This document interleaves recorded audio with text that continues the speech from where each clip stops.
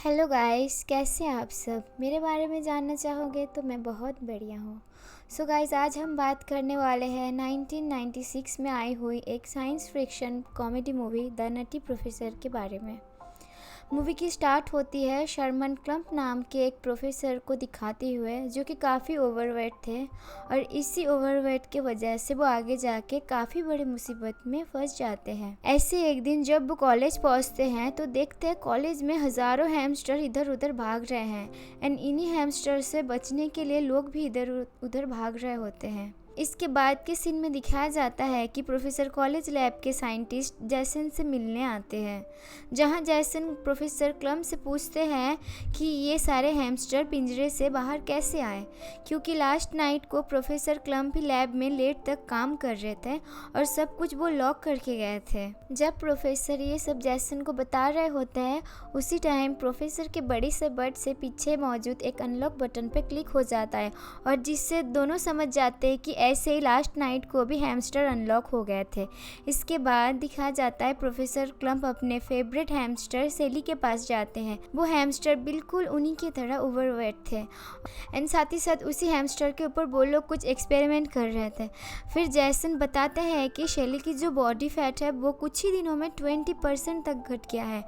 दरअसल दोस्तों, प्रोफेसर ने जैसन के साथ मिलकर एक वेट लॉस करने के लिए फार्मूला बनाया होता है और ये फार्मूला सेली पर ही एक्सपेरिमेंट कर रहे होते हैं।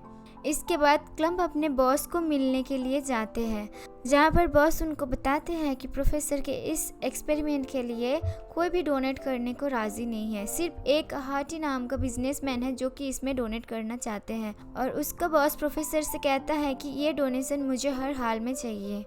तभी क्लम्प का नज़र एक हैमस्टर पर जाती है जो कि उसके बॉस के चाय के कप के ठीक ही ऊपर लटक रहा होता है और वो उसी चाय में पॉटी भी कर देता है और क्लम्प ये सब देख रहा होता है और अपने बॉस को वो चाय पीने से मना करता है, लेकिन उसका बॉस उसके बातों को सीरियसली नहीं लेते हैं और वो चाय पीने लगते हैं। तभी हम देखते हैं कि वो हैमस्टर भी चाय के अंदर गिर जाता है।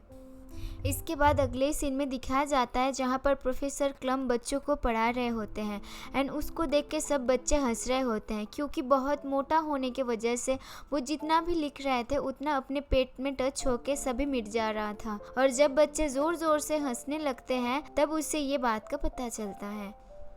तभी क्लास पूरी होने के बाद उससे एक और टीचर मिलने आती है जिसका नाम होता है कार्ला पुटी, जो कि एक केमिस्ट्री टीचर होती है। वो क्लम से थोड़ी देर बातें करते हैं फिर वहाँ से चली जाती है। अगले सीन में क्लम अपनी फैमिली के साथ डिनर कर रहे होते हैं, जहाँ पर क्लम बहुत ही कम खाना खा रहे होते हैं तो उसकी मम्मी बहुत ज़्यादा डांटने लगती है उसे। उसके जवाब में क्लम अपनी मम्मी से कहते हैं कि वो डाइट पर हैं।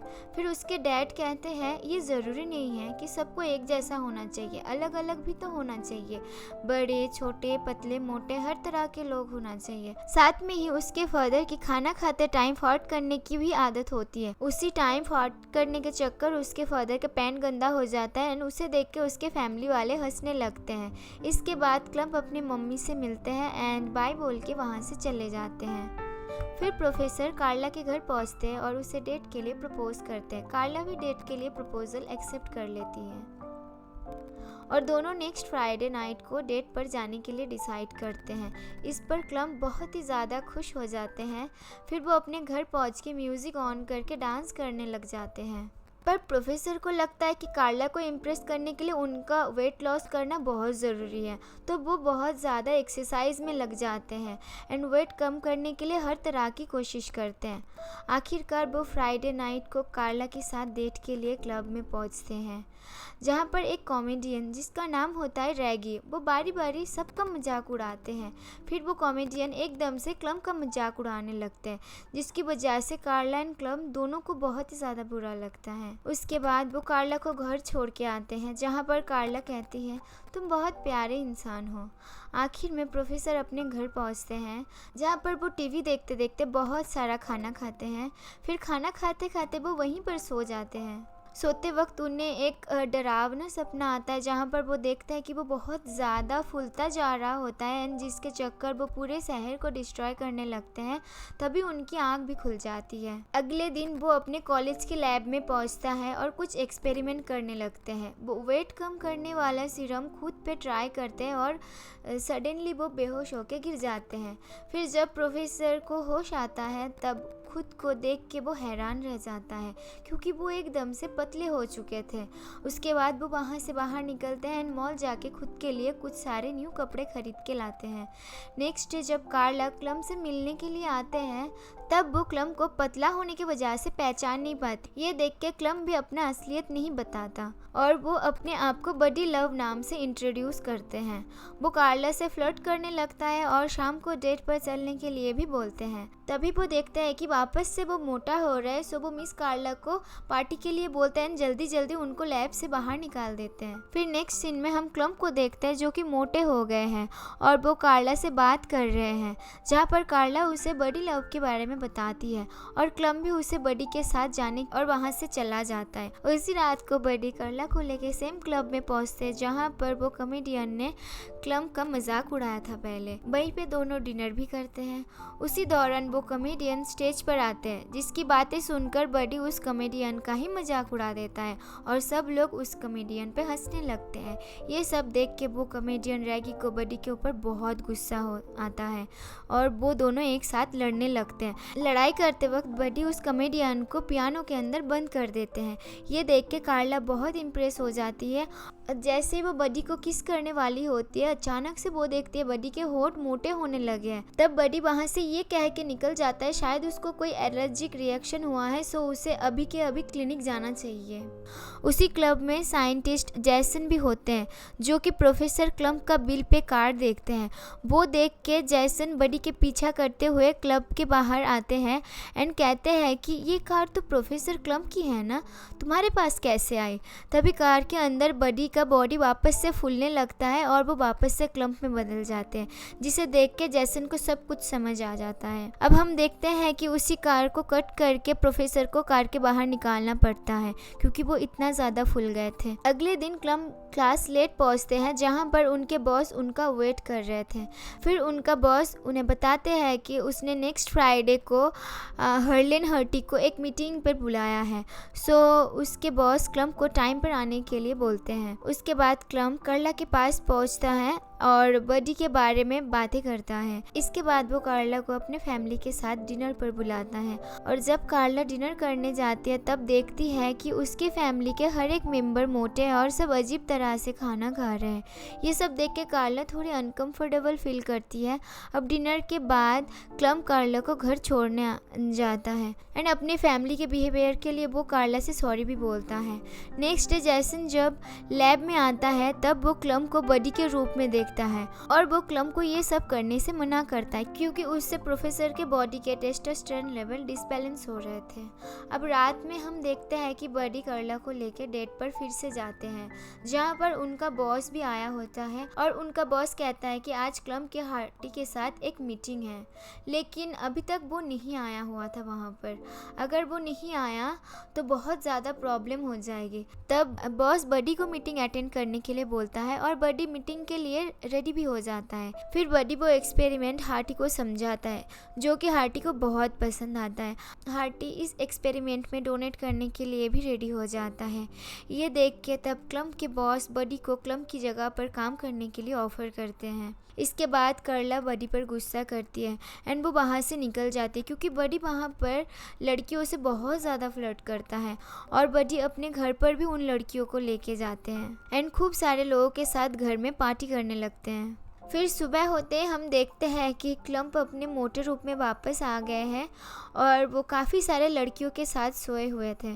तभी कार्ला उसके घर पर आती है और प्रोफेसर को लड़कियों के साथ देखकर कार्ला कहती है कि तुम भी बडी की तरह घटिया इंसान हो और वो नाराज़ होकर वहाँ से चली जाती है। उसके बाद जैसन प्रोफेसर क्लम्प को कॉलेज लेके जाते हैं उसके बॉस के पास, जहाँ पर उनका बॉस कहते हैं कि वो कल हार्टी के साथ मीटिंग में नहीं आए थे, इसी वजह से उसे जॉब से निकाल दिया गया है और इसकी ये पोजीशन बडी को दे दी गई है। ये सुनकर क्लम्प उदास हो जाता है और घर जाके टीवी देखने लगता है। अचानक क्लम्प को टीवी में बडी दिखने लगता है, जहाँ पर बडी उसे कहता है कि कार्ला तुम्हें नहीं मुझे चाहती है, जिससे सुन के प्रोफेसर को बहुत गुस्सा आता है और वो लैब में जाके सारे सीरम को नीचे गिरा देते हैं ताकि वो फिर से बडी ना बन पाए। नेक्स्ट सीन में एक पार्टी का सीन दिखाया जाता है, जहाँ पर हार्टी क्लम्प के बॉस को बताता है बडी के पास सिर्फ 12 बजे तक का टाइम है उस एक्सपेरिमेंट को सही साबित करने का। उसी पार्टी में क्लम्प की फैमिली कार्ला से क्लम्प के बारे में पूछती है, जहाँ पर कार्ला कहती है वो यहाँ पर अब नहीं आएगा। तब क्लम्प की मॉम कहती है कि आज वो पार्टी में कुछ सीक्रेट के बारे में बताने वाला है, तो वो ज़रूर आएगा। उधर क्लम्प लैब में होते हैं, जो कि एनर्जी ड्रिंक पीते हैं। वो ड्रिंक पीते ही उसके बॉडी में कुछ रिएक्शन होने लगता है और हम देखते हैं कि क्लम्प ने एनर्जी ड्रिंक के बजाय वो सीरम पी लिया है, जो कि बडी ने बहुत चालाकी से एनर्जी ड्रिंक के कैन में छुपा के रखा था। क्लम्प अब फिर से बडी में बदल चुका होता है, जहाँ पर जैसन उसे कहता है अगर एक बारी में इतना सारा सीरम आप पी लोगे तो तुम मर जाओगे। उस पर बडी जैसन पे पंच मार के चला जाता है। इसके बाद बडी उस पार्टी में पहुंचता है, जहाँ पर उसका बॉस उस पर बहुत गुस्सा करता है, जिस पर वो उल्टा अपने बॉस पर ही गुस्सा हो जाता है।